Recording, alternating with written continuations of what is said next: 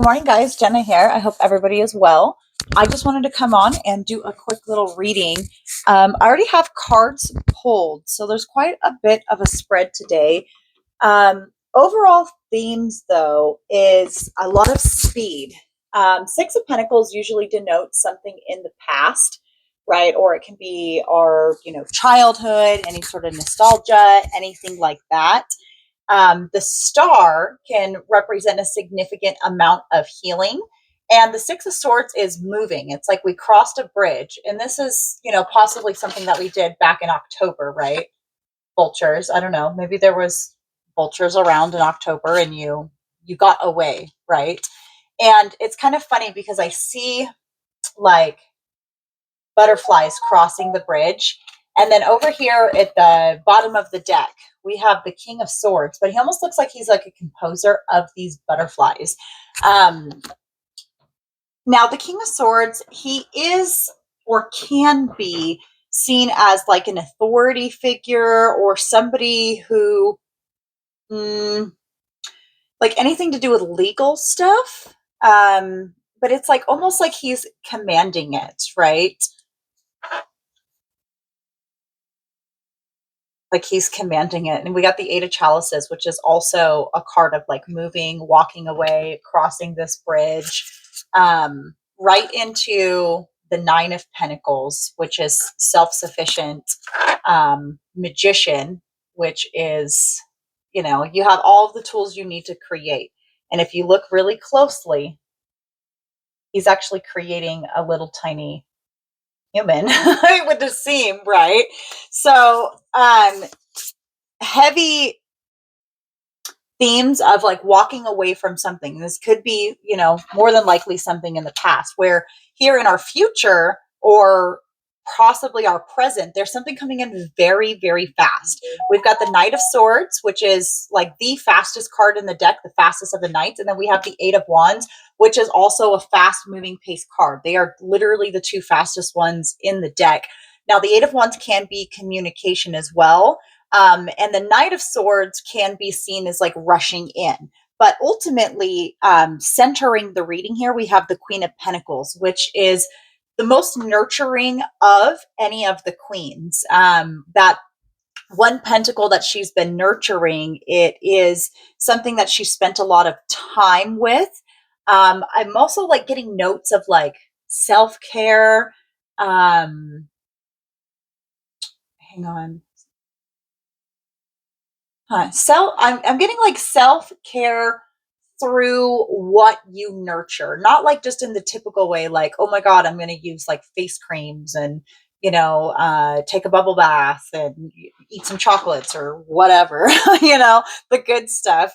Not so much that, or as much as like our physical body, although the Queen of Pentacles can be associated with Virgo energy. So that could definitely play into your sixth house. Which sixth house denotes any sort of home life, daily routines, things related to health, and so on and so forth. Now, I do see here that we've got, so I pulled three of these cards, celebrations, traditions, and creating legacy. So what this row is symbolizing to me, it's like, what are you creating? What are you nurturing? What are you pouring your time and your energy into? Whatever it is going to grow at an exponential rate. And then we've got these little guys here. Life is best lived by focusing on your goals and dancing through all other distractions. And she does look very focused on just cultivating this energy that's around her and pouring it into this pentacle to grow the pentacle, right? And then it says, may this day be the day to lead us to peace, happiness, and to joy. And right here, it almost looks like he has to defeat something to get into this nurturing state. It's like you almost had to like rush in. Some people would say like harshly, potentially, right? But the Queen of Pentacles, it's like you had to nurture it. And then the Eight of Wands is there could be some communication coming in. And it's like all of these little flowers have now grown into beautiful flower trees. And then we have down here at the bottom of the row, we have dinner and a movie if you're feeling groovy, and luxury.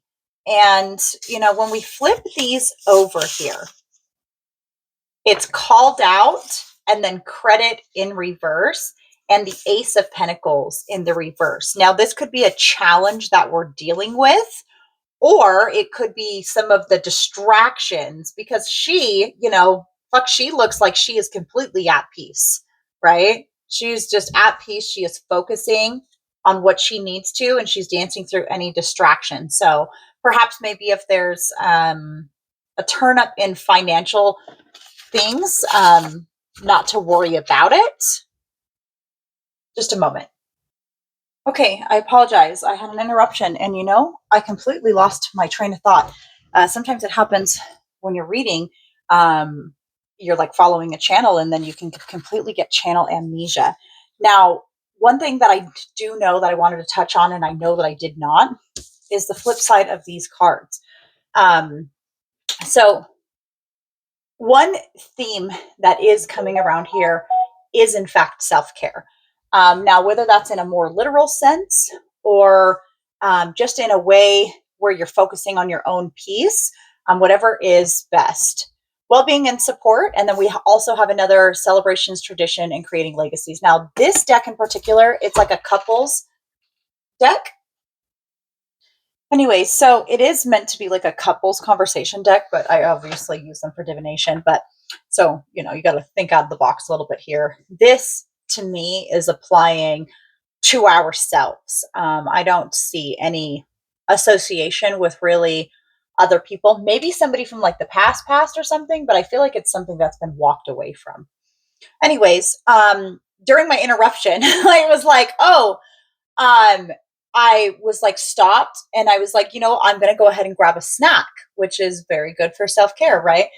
Taking a moment to pause and get a snack. And then this book, I had to pick it up. It's a journal. So it's like maybe journaling is significant as well, where you could like pause, have a snack, and just journal for a moment of peace to get clarity on what it is that you're nurturing, right? And then on the flip side here of this well-being and support card, it says, why is mental health essential in our relationship and what steps can we take to prioritize it?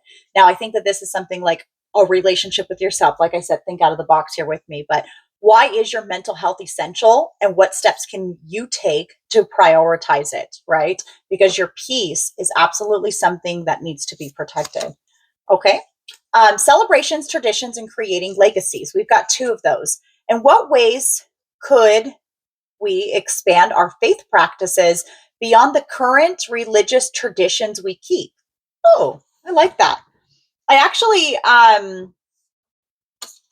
haven't seen anything open-minded in this deck yet, so that's actually cool to see. And it's like thinking outside of the box of what you've been taught to believe, what you've been taught to perceive is the reality. I'm getting up that nature of the creation of the universe, which a lot of people, it kind of does fall underneath the religious beliefs, because the journal here, it's like a 369 journal, right? And it's a neuroscience based journal, but it's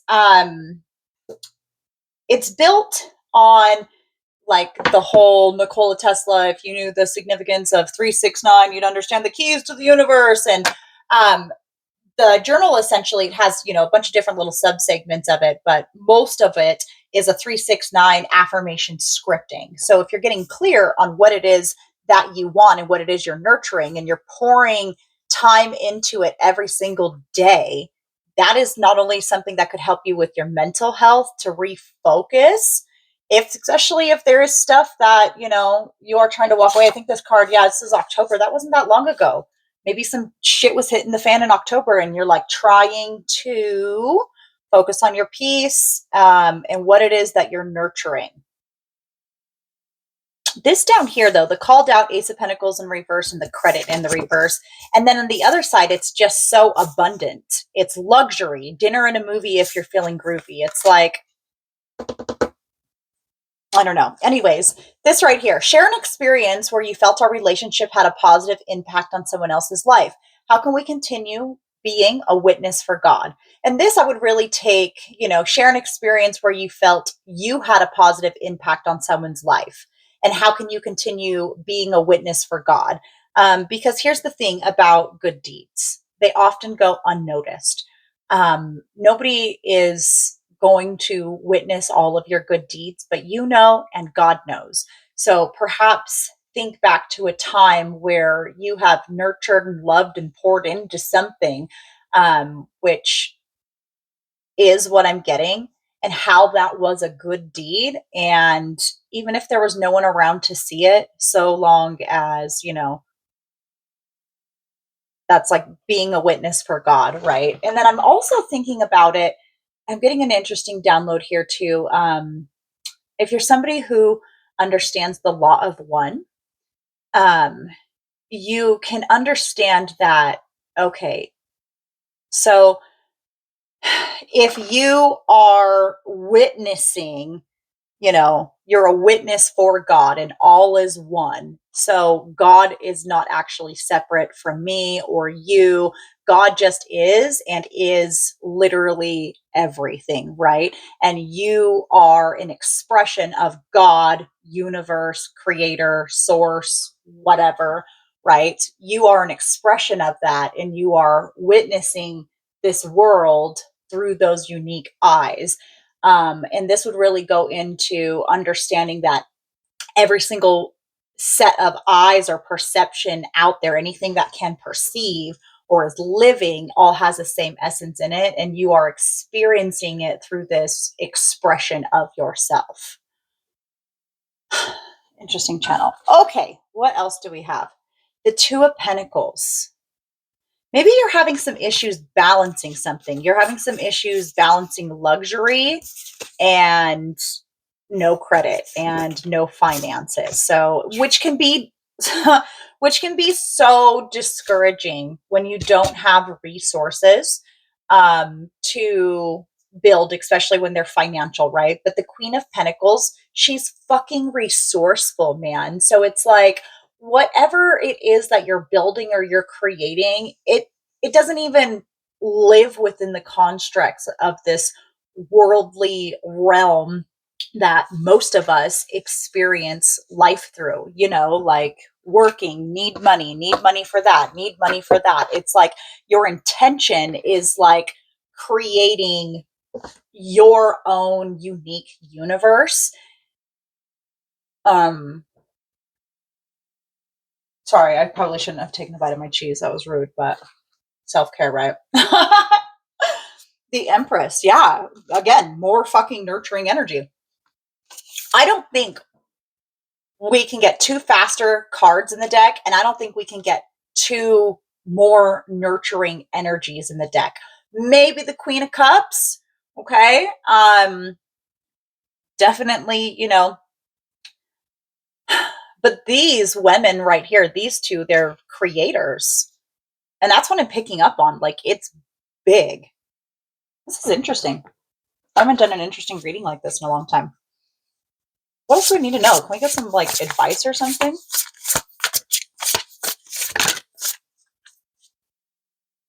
The Page of Pentacles. Okay, look, this is what I'm clocking here. So the Queen of Pentacles, she's nurturing the seed, nurturing it, nurturing it, nurturing it, nurturing it.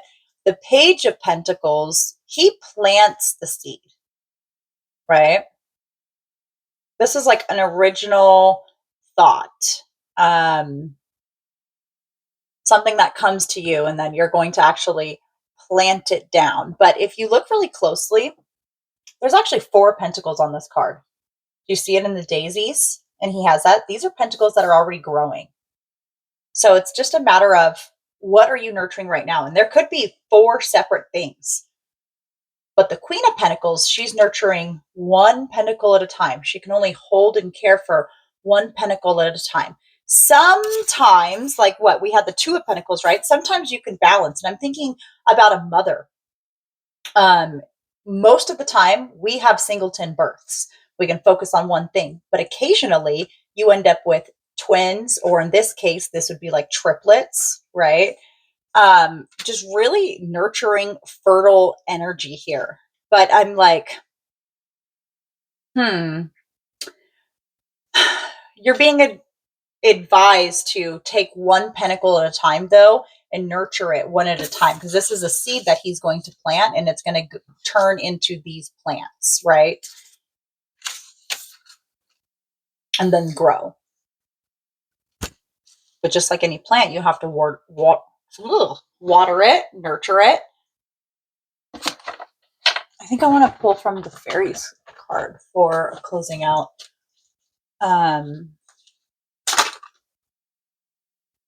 Advice.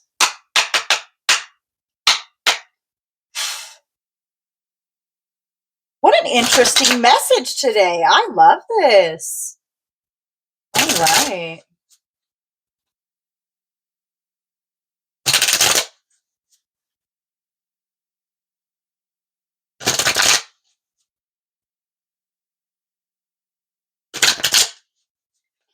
But I feel like I need to emphasize on that what you choose to nurture is what's going to come through. So that can either be focusing, being called out for not having a lot of credit, or for that your money might potentially be upside down right now. Or you can choose to focus on luxury, dinner and a movie if you're feeling groovy. I mean, and that can even be something, and it's like maybe spirit calling you out, like, don't think about the lack of money because that's what will grow. Think about luxury and being able to go catch a dinner and a movie if you're feeling groovy. Okay. Woo. Okay. This is our advice. We've got manifestation. Be very honest and clear about what you wish to manifest in your life. Now write it down on paper. Manifestation step 1. No fucking way. What did I say? Journaling and what you're nurturing on to refocus. And that's going to help you with mental health as well. Like literally, you're supposed to write this affirmation thing. Each thing, you see? Morning, 3 times. Afternoon, 6. Evening, 9. 3-6-9 method. And then a little thing of what actions you're taking today. That's the simple part of the journal. And I honestly, just write it down and get very clear on what you're nurturing and then put action forth in order to do so. Moon energy. Surrender to the natural ebb and flow of life. If you're feeling confused, this fairy comes to calm emotions and reassure you that peace of mind is possible. Bam! Back to peace. Peace, joy, happiness, peace of mind. She looks like she's got peace of mind because she knows exactly what she's focusing on. She's pouring her energy into that, regardless of any other distractions around her, because there is always going to be distractions. Yeah, and the Page of Pentacles, the Two of Pentacles. There's always going to be stuff that you have to balance, and you have to know what seed to plant at what time, what seed to nurture at what time. And just allow the ebbs and flows to navigate you through life. I don't want to say as it sees fit, but it's almost like your inner creator or God self, higher self, knows where it's going and what steps it's supposed to take. So there is like a really overtone of needing to trust that. One more card. Flourish. The lotus flower fairy tells you to learn from experience and shed your inner light on any unclear areas of your life or those of others. Yeah, maybe you're meant to shine light onto things, especially in the lives of others. That's sometimes a difficult thing to take on. But the lotus flower is very unique in that it has a very long lifespan, and most of it's spent under the mud before it blooms into this beautiful flower. And it's like you're finally blooming, and it's like you got it up out of the mud, you know what I'm saying? And you're going into this time of luxury, but you need to focus and nurture your thoughts. Write it down. You don't even have to write it down like an obscene amount of times, like this little journal. You could literally write it down once and just repeat that affirmation to yourself in your head every day. Okay. Save it as a screensaver on your phone. Just write a new affirmation per week or whatever works best for you. Anyways, I love you guys so much. I hope everybody has a fantastic day.